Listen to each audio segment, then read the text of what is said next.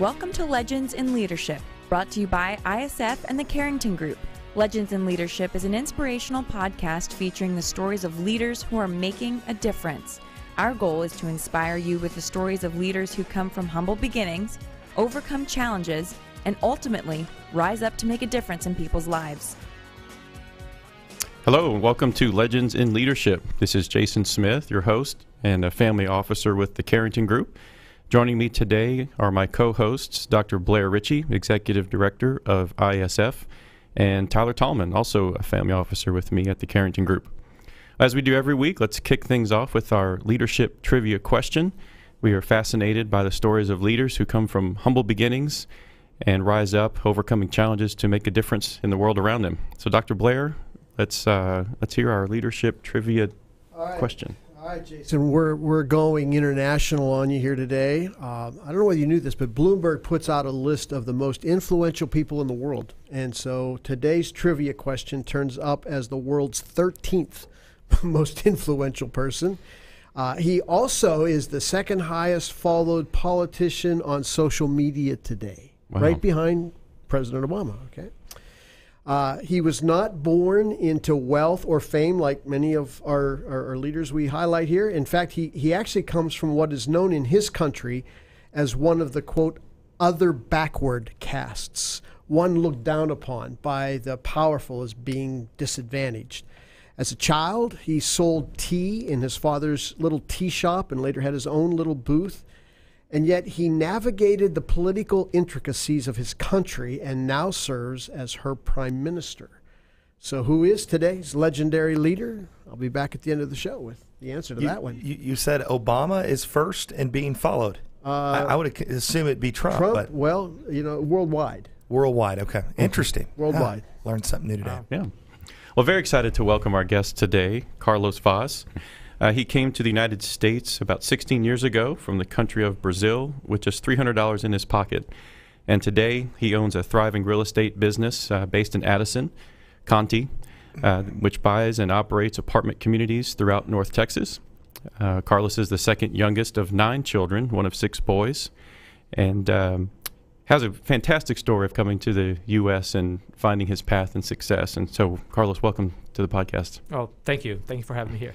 Well, with our guests, we like to start early on and understand what were the early influences in your life that led you ultimately to where you are today. So tell us a little bit about growing up in Brazil, what that was like, and how you found an interest in making your way to the United States.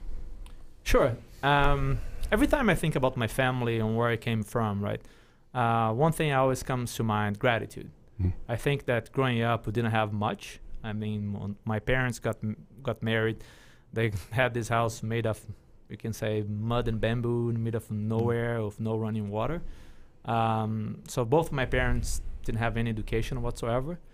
But from them, I learned that work hard is a good thing. I learned that your word means a lot. It means everything, actually. So I think there's everything can be said about integrity, right? So growing up, we didn't have much on the table. So what I had is that working together as a family. So if I'm doing my share, my brothers are doing their share, we can all go to home early, we can go help dad. And to me, that's very important, right? So the way I look at my business today, there's so many lessons that I learned from that time. So I was the first one of my family to actually finish high school, and I'm very thankful to one of my sisters and also a teacher that I have, right? I think that in life, we always meet someone that some way, somehow, is going to have an impact in your lives. Sometimes at that moment we realize, sometimes it takes a little bit longer for us to realize. Sure. Right? And then my sister, she used to say, doesn't matter what happened, try to stay in school. I mean, school is a good thing. I mean, it's just for you and I needs to break this vicious cycle that we have in our family that nobody finished school, nobody finished college, right? I mean, education was not something very important in my family. Growing up and working was something very important. I think that's how my dad used to look at things. And I can never blame him. I think any good father, you always try to do the best you can for your kids. Sure. That's what my dad knew. So I always worked for the family since the age of 7, going to the butcher shop, working early. I remember my dad used to knock at the door at 4 a.m. and was always, and that's it. He's never gonna knock twice. Yeah. Me and my younger brother, I better get up before you, because he comes back, he's gonna get you first. So you learn a lot. For example, responsibility. Right? Mm-hmm. So if you say they're gonna finish something, you don't come back home until that's done, and that's something I carry with me throughout life. Right. So work with the family. Finished high school, was the first one I actually to start going to college. So I was going to one of those public universities. Public universities in Brazil, they still go a lot in strike. Okay. So during my first year, they went on a strike for about 4 months. Oh. Then during the second year, there was another strike for about 2 months.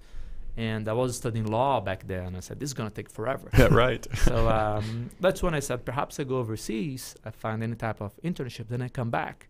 I found an office in Boston. They were hiring interns. I sent them an email. They sent me 50 questions. I replied to those 50 questions. They said, Carlos, would you like to have you over? It was a huge decision because, first of all, we don't have money, right? Right. So if I need money, just join the club. Everybody in the family needs money, right? Second, you're going to a place, I don't know anyone. Mm-hmm. You don't know what to expect. However, I had that gut feeling that say, go. And in my own belief, I think that sometimes the gut feeling is God trying to talk to us. Mm-hmm. So I say, hey, you should go. I didn't know what to expect. The only certainty that I had is that doesn't matter what I'm going to do, I'm always going to do my best.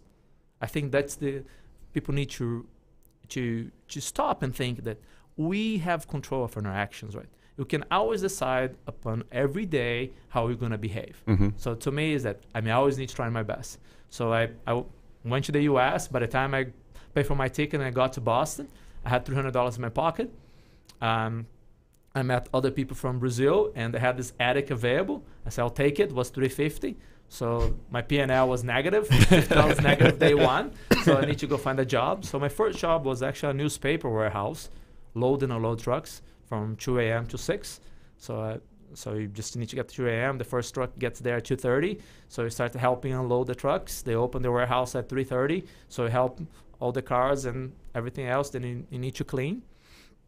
You clean the whole place, and then you go home, take a shower, go to the law office, work from 8 to 3. Then after the first month, I also got a job at TGI Fridays over the weekend.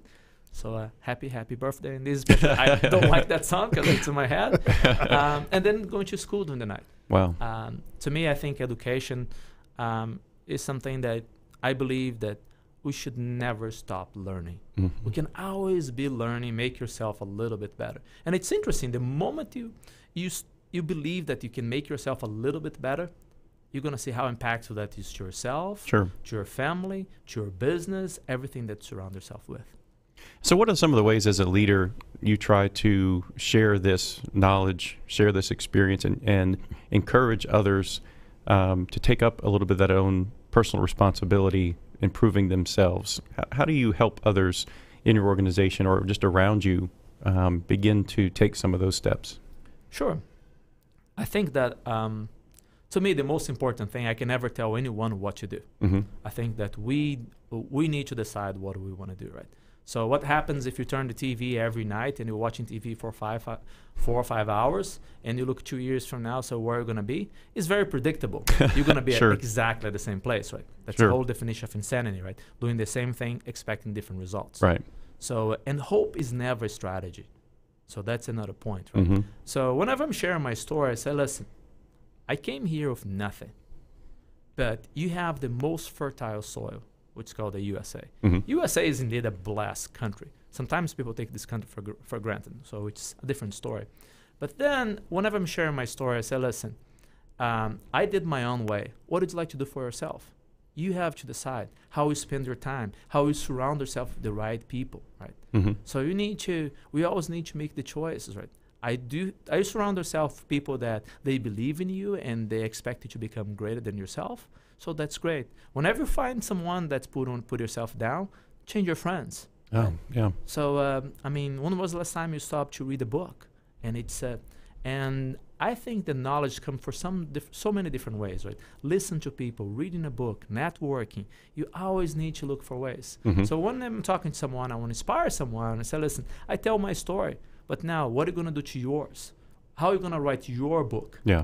That's the choice you need to make. Yeah. But in order to make the choice, I believe that's the most important thing. You need to look for your why. What's your why? What drives you? So if you tell me that's money, money is never your why. Money is going to take you from A to B, but it's not sustainable. Your why, you can say, I want to be a present father. I want to be there for my kids. When the time comes, I want to create this company that I want to have a social impact. And what drives you? When you find your why, that's the fuel you need. Yeah, yeah. Carlos, I'm curious. You pre-interview, you talked a lot about the U.S. and this great country that we live in. As a leader, and you look at our culture, what do you see as the biggest challenges that leaders are facing today here in our Metroplex, but really at large when you look at our culture?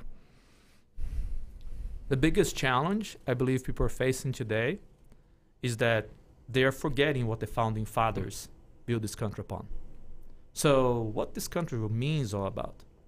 The U.S. at the end of the day, it means that place that anyone, if you're willing to do your best, you can still find the American dream. And by the way, the American dream is no shape and form for you to buy a home. That's not the American dream. I believe the American dream is to build a better quality of life for yourselves and have a community impact, right? So when leaders facing today, I think that just when you look at this country, just believe in what this country stands for. You have an amazing country that have something so powerful that's called the rule of law that many times people take for granted, right? Anyone can start a business and your business is going to being protected by a legal system, right? So that's amazing. The fact that, just to open a business, like you want to open an LLC and create, within 2 days, you can have a business open. In so many countries, like take Brazil, for example, it might take you 30 days. It's so more complicated. So a lot of things that people forget that what we have here. Right? So, and also, you need to go back and to see even the way this country was colonized, right? So when you say that it was a settlement colonies, right? When people come here way in the beginning that you and I are in the same place that is not a two-way ticket, it's a one-way ticket. Right. This is home, right? Right? So you have your small part, I have my small part. We're taking care of each other. So then you see people say, sometimes when you go overseas and I always hear that, well, people in the US are so naive, they trust anything. When you have the capacity to trust a person that you meet for the first time, to me, that's the greatest value you can give to a human being. The moment you're not able to trust anyone, that's the problem. The moment you depend on laws to enforce something, that's the problem. So here you meet someone you can trust. That's by nature, right? Because if you burn that trust, that's the most valuable thing you can lose.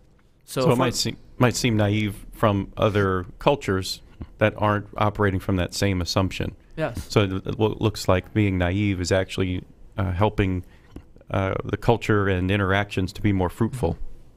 Yes, completely. And we often talk about the most difficult leadership challenge we all face is leading ourselves. So we talked about that a little bit pre-show. And what have been your challenges in leading you and the whole challenge of self-leadership that really is the platform for any other kind of leadership success? Well, it's I had a teacher of mine. He used to say, people by nature are lazy, right? We head towards the comfort zone, right? So look at when the winter comes, right? You're home and you're cozy, the fireplace is on, you have your hot chocolate. Oh, but it's cold outside. I think the biggest challenge is if you wake up in the morning to stay up, right? To do you need to work so hard at it. To put yourself down is so easy. It takes you 5 seconds, you're down, right? To stay up is so much harder.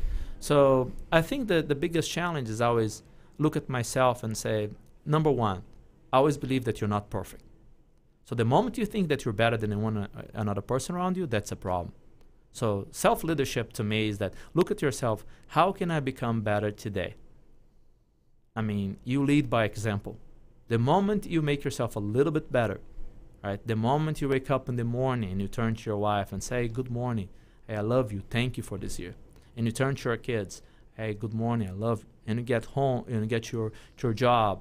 You turn to the people you work with and say, hey, John, thank you for the job we did last week. I saw that one. Great job. And those small things do count at the end of the day, right? So to me, self-leadership is this constant idea that I can become better a little bit every day. The idea that I'm not perfect, and the idea that people that are part of my, you can say my community or my work, you create this work environment or life environment that I'm not afraid of saying anything that's in my mind to you. So let's say you're doing something and I can say, could be someone like say, hey John, I saw in the meeting, man, you look at your phone, you're not being fully present. What's the problem? Can you let me know? Because this is how I felt. So you're saying that one because you believe the person can become better. Mm-hmm. Carlos, we've had a lot of different leaders in the show that definitely depict a routine. Everybody has to have a routine. Yes. I'm hearing you describe a little bit of that. So share with us, I don't know if you have it defined down to a list, but talk about your disciplines and your routine as a leader on a daily basis. What are the things that you just do every day that makes you who you are? A great question. I think that people take for granted discipline, right? The people say, oh, discipline is a bad thing. Not at all. Because I love that saying, right? People are not afraid of your ideas, but of your capacity to execute. In order for you to execute, you need to remind yourself that you need discipline, right? So it's sometimes you take all the time building a company and you're going to create processes, right? But what's the issue about process? You depend on people. And in order for this process to become predictable, you need discipline, right? Mm-hmm. Mm-hmm. So myself, that's from my early age. I'm still at 4:30 a.m. I'm awake at 4:30 a.m. every day. I'm at the gym at 5. That's so I need to. Health to me is very important, right? So there's a saying: if you think the health is not a priority, try not having it. Mm-hmm. Right. So and that health has to be the priority number one. If you love your family, if you have goals for yourself, goals for your family, goals for your business, you want to create a business, health must be the number one priority. So so I'm at the gym at 5. Usually I'm back home by 6:30. I love my boys are young, so I love being there for my wife in the morning, seeing the kids. It means a lot to me. So whenever I can, I love taking them to school. I like to be at the office between 7:30 and 8. Myself, I do have a routine, and to me, every day I get to the office, it's important to me I need to read a proverb. I think that if you look at the Bible, there are 31 proverbs, and we happen to have 31 days or 30 days a month. Read every single one of them. There's so much wisdom there, so that's how I start my day. And then I have a complete routine. So I know that if I have meetings or not, what I'm going to be doing, and I always try to be home kind of 6 o'clock or so to have dinners with the boy, my boys in this case, and the wife. After that, I like to read before I go to bed, and that's it. And taking time during the day to be thankful, right? Yeah. I want to go back to something you said earlier, that the American dream is not home ownership. It should be about stability, financial stability. Mm-hmm. So that's a pretty big departure from, I think, what a lot of Americans have come to believe, and that forcing that issue of owning a home is what's going to separate them, and achieve that dream. So maybe you could just share a little bit more about the American dream and what you see it as in that financial sense rather than the home ownership, especially coming from someone that's been successful in real estate, the idea that home ownership isn't necessarily the American dream. Sure. Let me clarify that a little bit more. Right? Okay. So the point is, when I say that the American dream is not buying your own house, because mainly if you look into what happens to us recently, 2008, 2009, right? So sometimes what you need to look at financial 101. Where you are today, what you're making money. So if you look at, let's say you're making $50,000 a year, right? And if you're buying this house for, as was happening in 2008, put 100% down. 100% finance, right? There's nothing down. That's very scary. So you just need to look financially, right? Mm-hmm. So to me, sometimes if you buy a house and if you don't have your financial really in place, that can become your worst decision, right? Because if you look at buying a house, it's going to be perhaps your biggest financial decision in your life. Sure. And it's that being a financial anchor as well. You bought a house today, you cannot move the next day because you have a house, right? So things change. So to me, it's just are you at the point that buying a house is the best decision for yourself? Perhaps renting might be the best decision. So you know what? I would rather rent and making sure that my kids can go to this public school. That's a better public school. Oh, yeah. Because I cannot afford buying a house in this location. Right. So it depends on where you are in life. So you just need to understand there's so many things as variable. So that's why buying a house itself might not be your best financial decision. Mm-hmm. So this idea of American dream, to me, the American dream is just making the best decisions that can bring you happiness, right? I think we're seeing that somewhat with the millennials, but Yes. then also with the baby boomers, Definitely. who aren't wanting to own homes, far into their retirement. So, as we see that shift, how is that driving your vision for your business in Conti and owning and operating your properties? Sure. I think that's when you look at both millennials and the baby boomers, right? The number one housing issue in the country today is affordability. So that's by far.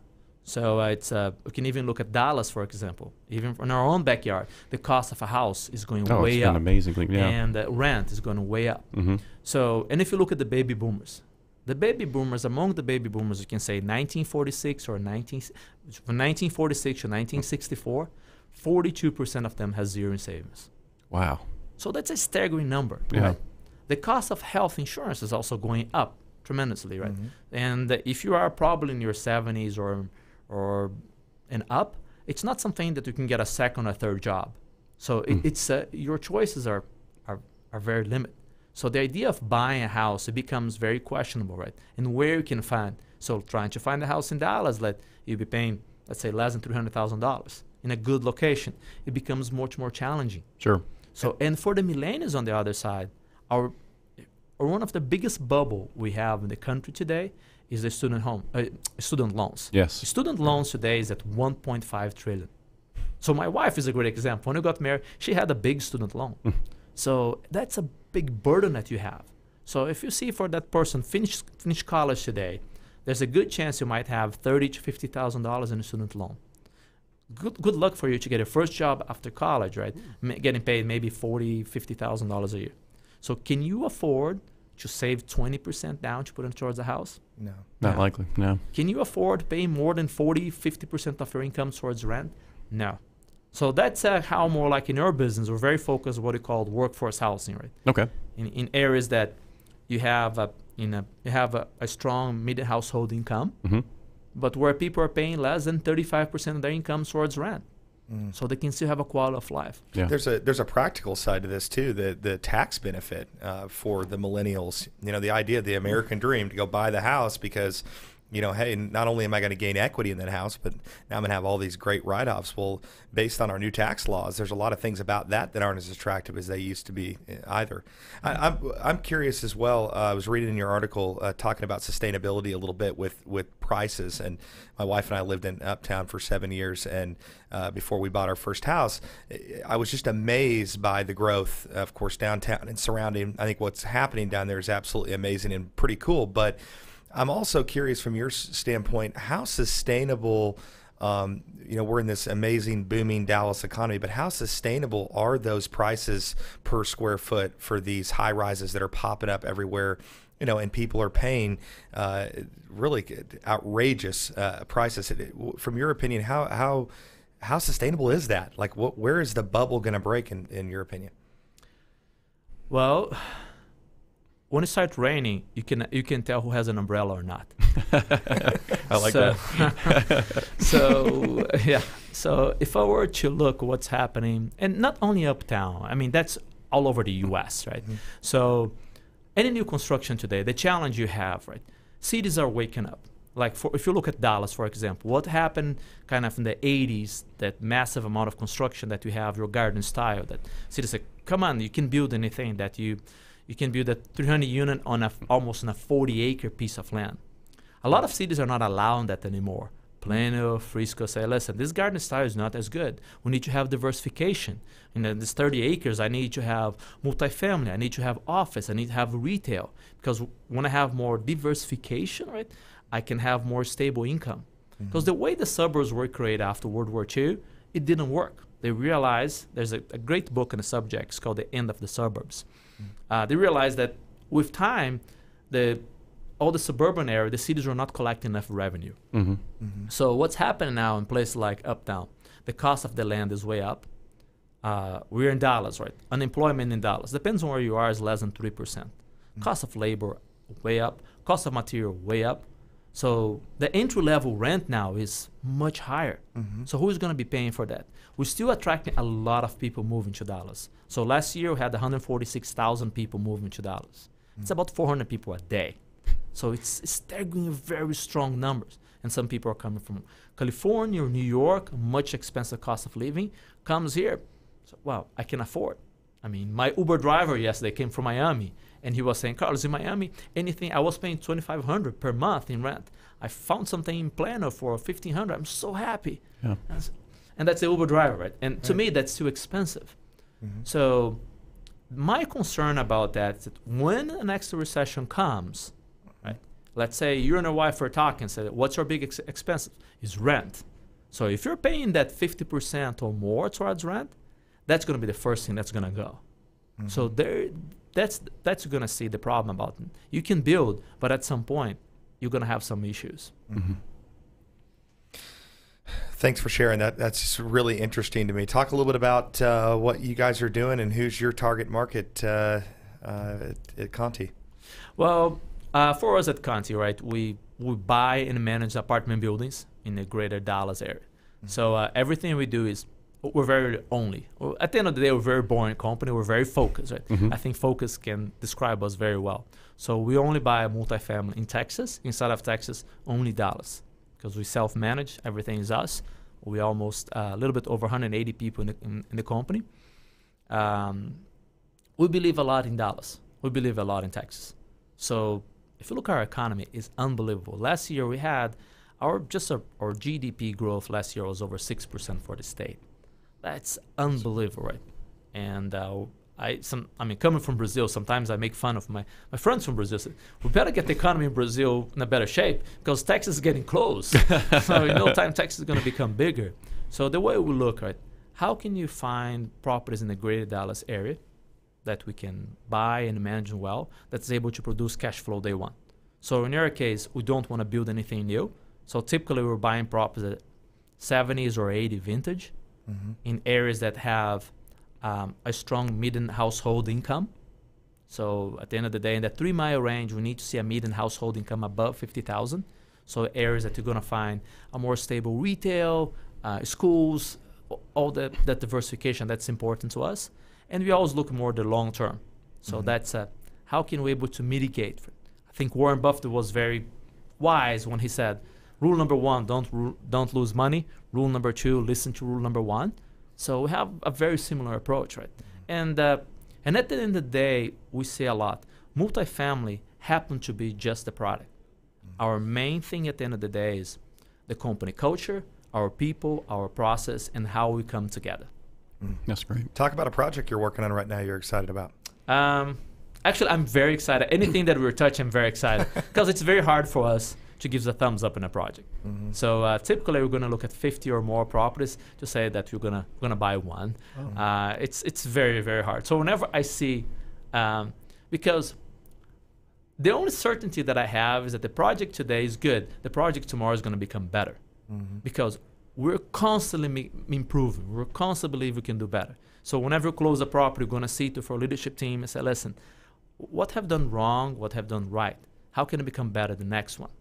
So every project we find. So most recent one is a property we bought in Carrollton, about 400 units. I like Carrollton a lot. Great location. So it has all the bonus that we like. Great median household income, and it's a proximity to Plano is great. So it becomes an affordable place for a lot of the workers in the area. Say, listen, I can still live in this property and paying again less than 30% of my income towards rent. So that's one, it got me very excited. Besides, we got one of our lowest Fannie Mae rate for a loan, 4.35. So awesome. Well, our last question we'd like to know is there an influential book that you could share with our audience? I know you're an avid reader, a few hours a night, but is there a book that stands out in your mind as one that you'd really like to encourage our audience to dive into? There's so many books out there, and that's the Someone that I like him a lot, and is John Wooden. The basketball coach. He's just unbelievable, right? His humbleness and the small things, right? At the end of the day, everything boils down to the small things. The way you behave, we say a lot in the office, right? The way you behave with $5 cannot be different than the way you behave with $5 million, because the fundamentals are the same. So John Wooden it's called Wooden on Leadership. Unbelievable book. I think I gave over 100 copies to friends. Whenever I find a good book, I always give to. My friends know, oh, Carlos, give me another book. Give that. So definitely, I would mention that one. And the other one I read recently is called Grit. Angela Duckworth. Of the importance, right, is what drives you? How can you push yourself a little bit more? Yeah. So definitely recommend those books. Well, Carlos, it's been a pleasure having you on the show today. Appreciate you making time to visit with us. Well, thank you, everyone. I appreciate it. Thank you. And we're going to turn it back over to Dr. Blair for the answer to our leadership trivia question. All righty. We were going international today, really big time. So today's trivia answer is the Prime Minister of India, Narendra Modi, and quite an interesting leader in that part of the world. Awesome. Excellent. Well, that's a wrap for us. Appreciate you joining us. Wishing you a good day. And remember this, if your actions inspire others to dream more, learn more, do more, and become more, then you are a leader. Legends in Leadership is brought to you by the Carrington Group.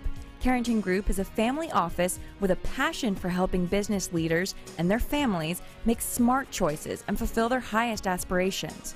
To learn more about the Carrington Group, visit their website at www.carringtonfo.com or Google Carrington Group, Dallas, Texas. ISF is committed to leadership development for aged-out foster care and orphaned youth. ISF's mission is to transform these youth into tomorrow's leaders with scholarships, mentoring, and leadership training. To learn more about ISF, visit their website at isfsite.org or Google International Student Foundation to learn more. Securities offered through Regulus Advisors, LLC, member FINRA/SIPC. Investment advisory services offered through Regal Investment Advisors, LLC, an SEC-registered investment advisor. Regulus Advisors and Regal Investment Advisors are affiliated entities. Carrington Group and this broadcast are independent of Regulus Advisors and Regal Investment Advisors.